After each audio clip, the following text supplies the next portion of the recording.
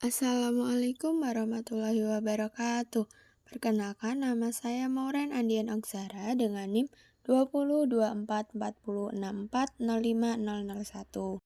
Pada kesempatan kali ini, saya akan mengulang kembali materi yang telah disampaikan oleh Bapak Dr. Arman pada pertemuan sebelumnya mengenai konsep dasar media pembelajaran. Materi ini menurut saya sangat penting, terutama untuk kita sebagai calon guru sekolah dasar. Karena dalam prakteknya nanti, kita tidak hanya berdiri di depan kelas dan menjelaskan materi, tetapi kita harus memahami bagaimana proses belajar itu terjadi dan bagaimana cara menyampaikan materi agar benar-benar dipahami oleh siswa.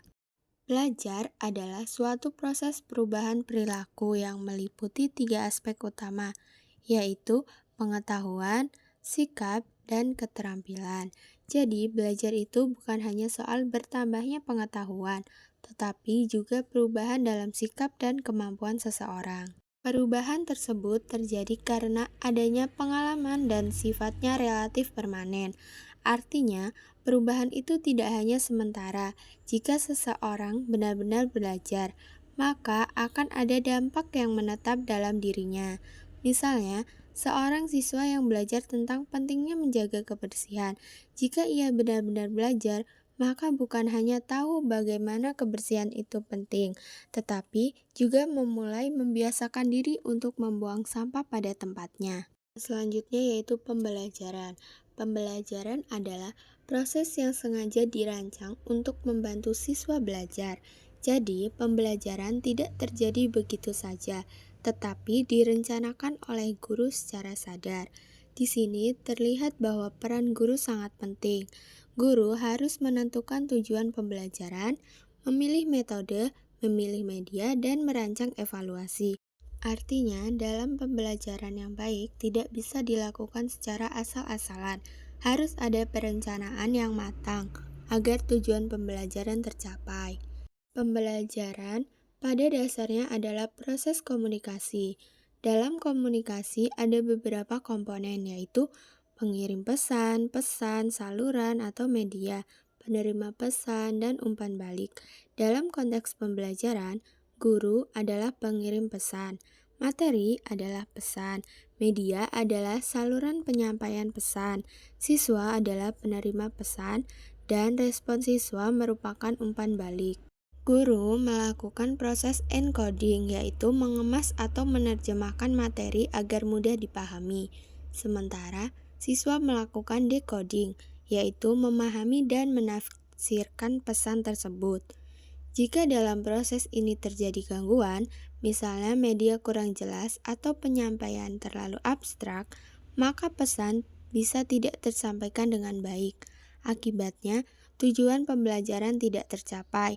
Karena itu, media pembelajaran sangat penting dalam membantu kelancaran komunikasi antara guru dan siswa. Media pembelajaran adalah alat atau sarana yang digunakan untuk menyampaikan pesan agar proses belajar dapat berlangsung secara efektif. Media bisa berupa gambar, video, alat peraga, PowerPoint, audio, atau media berbasis ICT lainnya. Tujuan penggunaan media pembelajaran yaitu yang pertama, memperjelas penyajian pesan agar tidak hanya bersifat verbal. Yang kedua, mengatasi keterbatasan ruang, waktu, dan indera. Yang ketiga, menarik perhatian siswa. Yang keempat, meningkatkan motivasi dan minat belajar.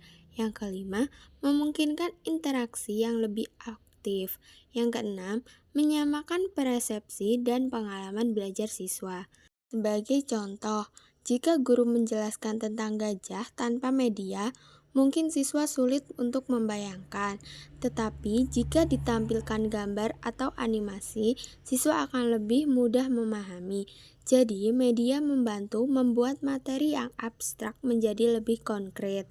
Selain tujuan, media juga memiliki fungsi yang penting dalam pembelajaran. Yang pertama yaitu menginformasikan tujuan pembelajaran, memotivasi siswa, menyajikan informasi dasar maupun pengayaan, menstimulasi diskusi dan interaksi, mengarahkan aktivitas belajar siswa, memberikan penguatan, memberikan simulasi, membantu proses penilaian, bahkan mendukung administrasi dan penelitian. Yang selanjutnya yaitu tahapan pembelajaran yang efektif. Apa sih tahapannya?